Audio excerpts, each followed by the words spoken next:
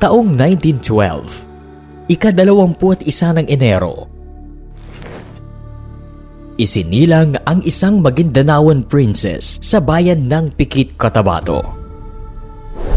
Ito rin ang simula ng kwento ng USM founder. Isang kwentong patuloy na naibabahagi sa kasaysayan at sa susunod pang mga henerasyon.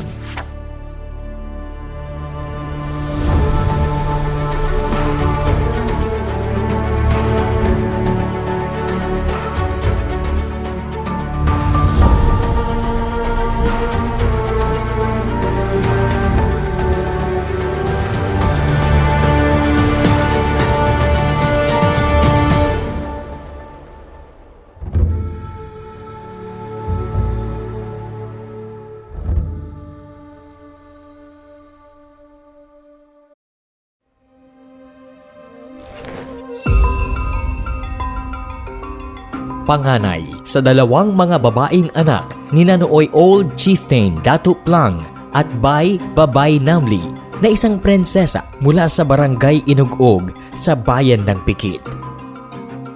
Ang kanyang ibayong pagpapahalaga sa edukasyon at pagkalinga sa mga kapuspalad ang siyang kinang ng kanyang kwento.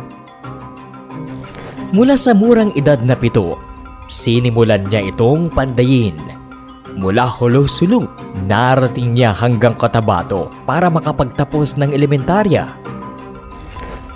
Nagtapos bilang salutatorian sa Cotabato Elementary School at nagpatuloy sa sekundarya sa Cotabato High School noong 1926 hanggang 1928. Ang magpamana ng edukasyon ay maituturing na panata ni Mother Bay. Patunay dito ang agad niyang pagsabak sa pagtuturo 2 taon pagkatapos niya ng sekundarya. Una siyang nagsilbi bilang grade 2 teacher sa Cotabato Elementary School noong 1929 hanggang 1931 hanggang maging elementary home economics teacher sa Pagalungan Elementary School noong 1933 hanggang 1936.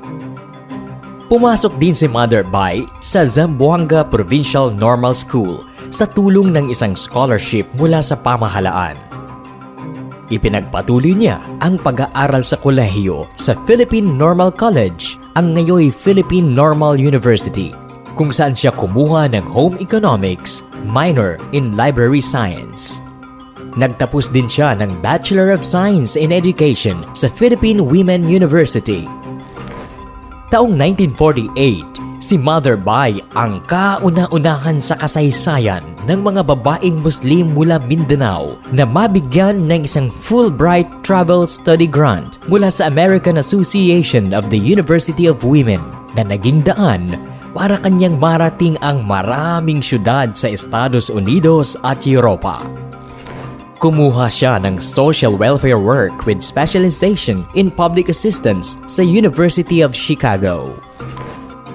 Habang nag-aaral sa naturang universidad, sinamantala niya ang pagkakataon para malibot ang mga karatig pamantasan doon upang aralin ang kani-kanilang social welfare work at extension services programs.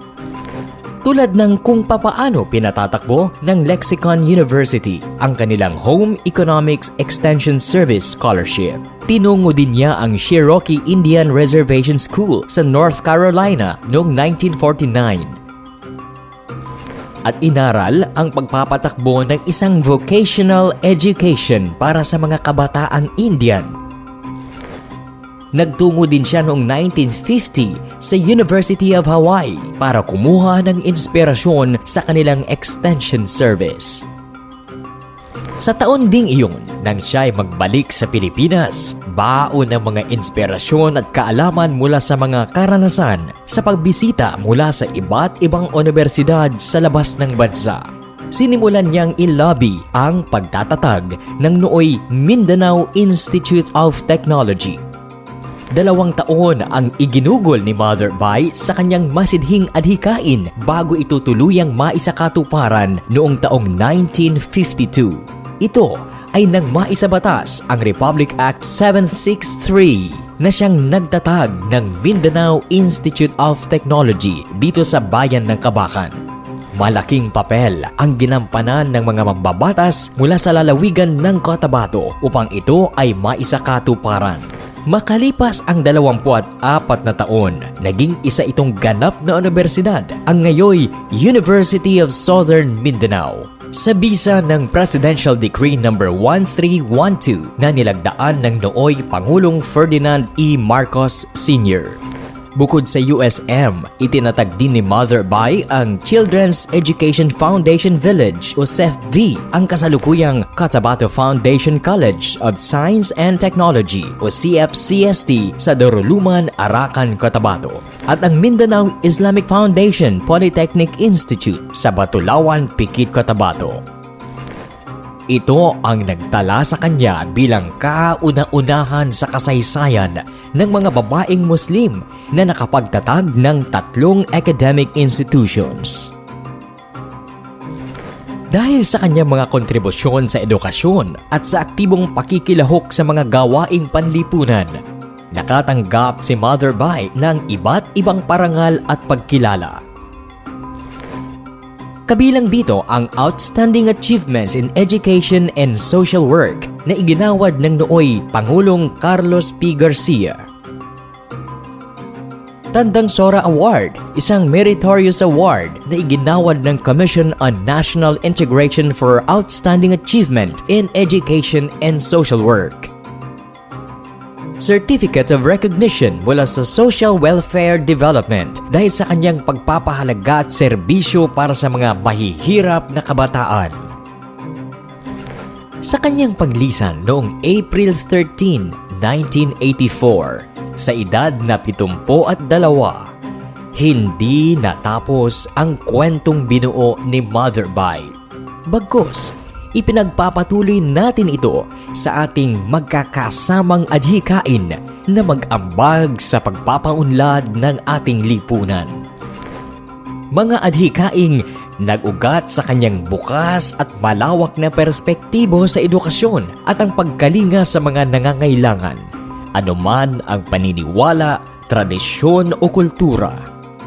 Kwentong patuloy na nadurugtungan at nabibigyang kinang sa paglipas ng mga taon at magkakaibang henerasyon.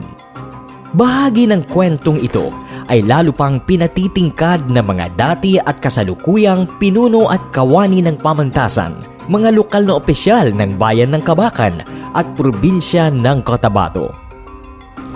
Taong 2017, sa ilalim ng pamumuno ni dating USM President Francisco Hill N. Garcia, nang simulan ang mga hakbang na pinangunahan ng Kabakan Local Council of Women. Isang liham ang ipinadala kay nooy Kabakan Mayor Herlo Guzman Jr. na agad ding nasundan ng pagdinig ng Sangguniang Bayan hanggang sa tuluyang ipasa ang Sangguniang Bayan Resolution No. 2017-159 na kumikilala kay Hadja Bai Fatima Matabay Plang bilang Heroine o Bayani dahil sa mga naiambag nito sa larangan ng edukasyon. Nang sumunod na taon, isang liham din ang ipinaabot ng pamantasan kay Cotabato Governor Emilio Lala Talinio Mendoza na siyang naging pasimula sa pagpapasa ng Provincial Ordinance No. 624 noong 2019 na siyang nagtakda sa araw na ito ng bawat taon bilang Hadja Bai Fatima Matabay Namliplang Day sa buong lalawigan ng Cotabato. Una man sa maraming pagkakataon kung ituring si Mother Bai. Subalit, sa kanyang kwento, masasabing para sa kanya, una ang lipunan.